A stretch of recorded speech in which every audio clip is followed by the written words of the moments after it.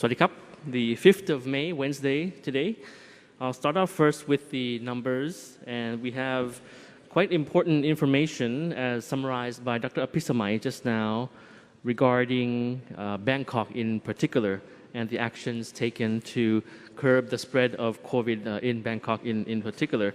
Today there was also the cabinet meeting as well here at the Government House. So firstly, with the numbers that we have for today, new confirmed case recorded for today is 2,112 cases, the majority of which 1,955 are from local transmission. A small number, 152, are from active case finding, and 5 cases from within the state quarantine system.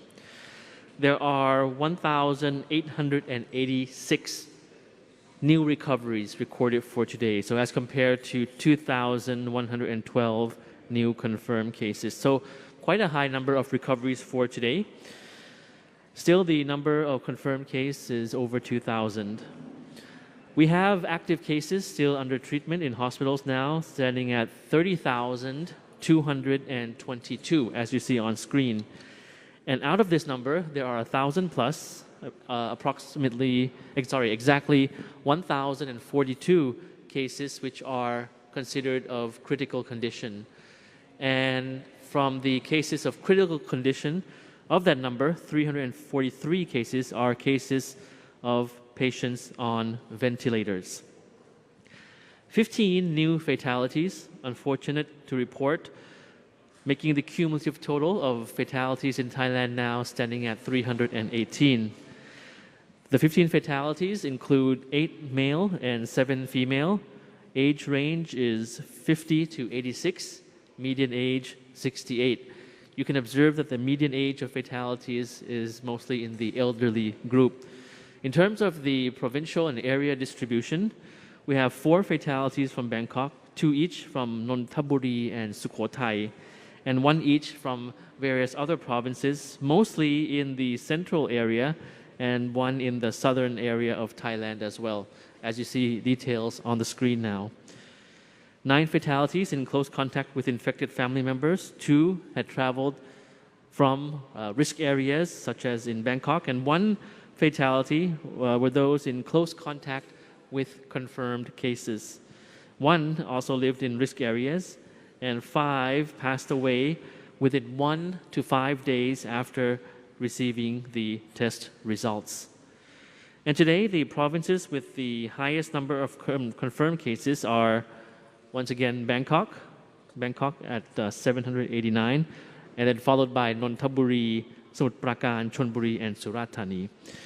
So the observations from the briefing that we had just now in the Thai language, just some observation. Firstly, that the infections in Bangkok and the peripheral area, the surrounding area of Bangkok remains relatively high. We have active case finding missions, as mentioned the other day, carried out in many districts in Bangkok, such as in Pathum Wan district, on about 30,000 persons.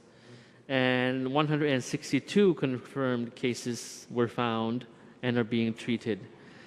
There are 304 in the high-risk groups, and they've been asked to quarantine themselves and observe symptoms because they are considered in the high-risk group. And during these missions, survival kits have also been provided. The Bangkok Metropolitan Administration is carrying out more active case findings in communities, aiming at approximately 2,000 active case findings per day. And other communities will undergo the same kind of mission as in Pathum Wan. Pathum Wan district, I mentioned about that.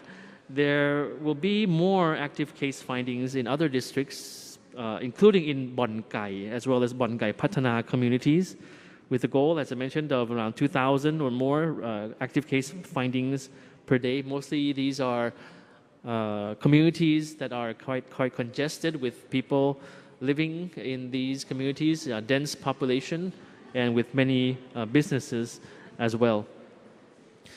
The BMA will also discuss on how to administer shots to risk groups in particular within the capital. And they plan to provide a large number of vaccinations per day. Locals are encouraged to follow the reports and information accordingly because their district might be at risk at the moment. And of course, the Bangkok Metropolitan Administration expresses their heartfelt gratitude for the public health volunteers and for the understanding of the people within the communities in various districts in Bangkok as well. So the Prime Minister yesterday had signed a very important order yesterday, ordering the CCSA to specifically set up a body in Bangkok, for Bangkok, so that units can work together strongly and in a more integrated manner.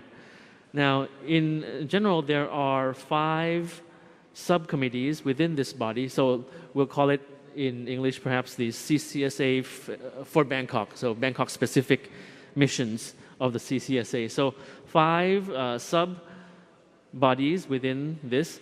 First is on general management. Second is for the operations in carrying out the testing. Second is for management of infected persons and risk groups. That's third. Fourth is area management. And fifth is for vaccine management.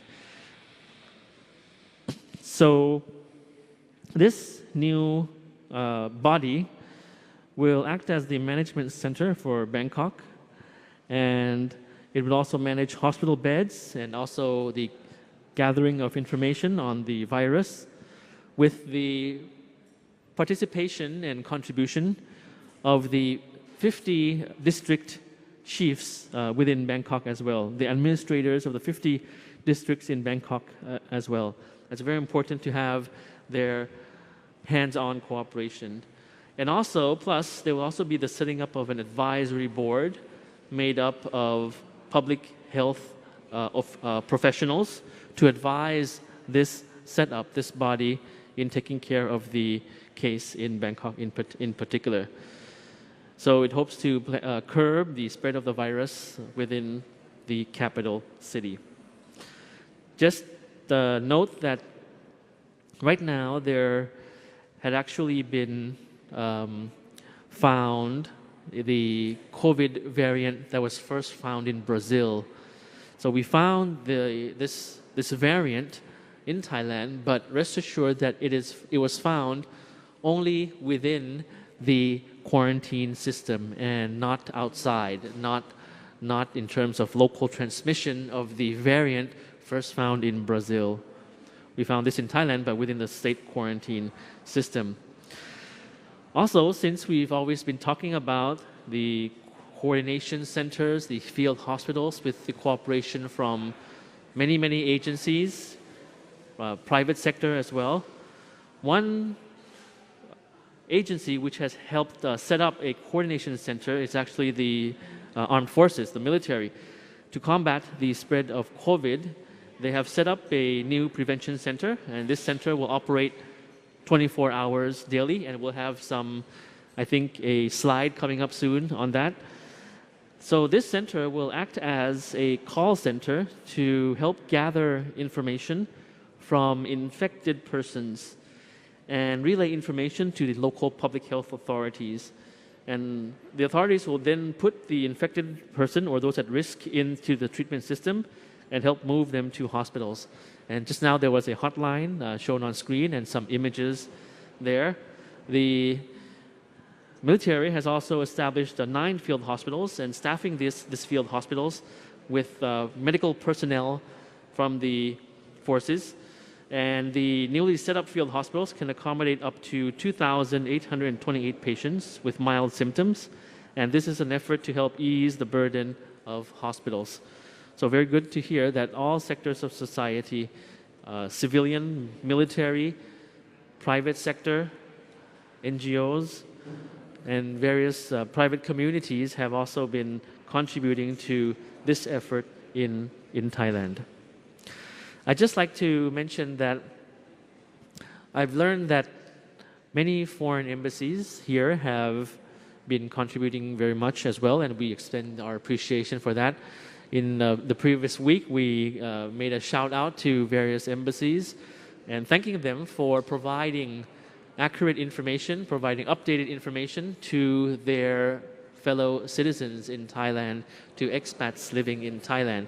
Now, I'd like to give a second shout out. Thanks for embassies, foreign embassies in Thailand practicing work from home. I have learned that the majority of foreign embassies in Thailand have been practicing work from home or have divided their work, their team, their personnel into two groups, alternating work times, staggered work times. So thank you very much for your cooperation for this kind of arrangement for your own staff in the embassies in Thailand. Now, I'd also like to say that today, the 5th of May, is actually World Hand Hygiene Day. So it's quite a good day. The meaning of the day is quite relevant for this day and age, of course. So according to the World Health Organization, they mark this as the World Hand Hygiene Day. The correct way to wash your hands and to keep COVID at bay, of course, is the correct way of washing your hands. That will very much help. So up on screen now, an infographic on washing your hands properly. To sum it up, you have to use soap for not less than 40 seconds or clean your hand with alcohol-based sanitizer for at least 20 seconds. This is, of course, very crucial to keep our hands safe from COVID. So once again, DMHTT for everyone. It's the easiest way for us to protect ourselves from COVID. And please, you can find more information, as you see on screen, on the social media and website of the World Health Organization, as well as, of course, fact-checking all the information you receive in Thailand with the credible official sources that we have for you. So thank you very much for your attention, and we'll see you again next time. Sawadee krap.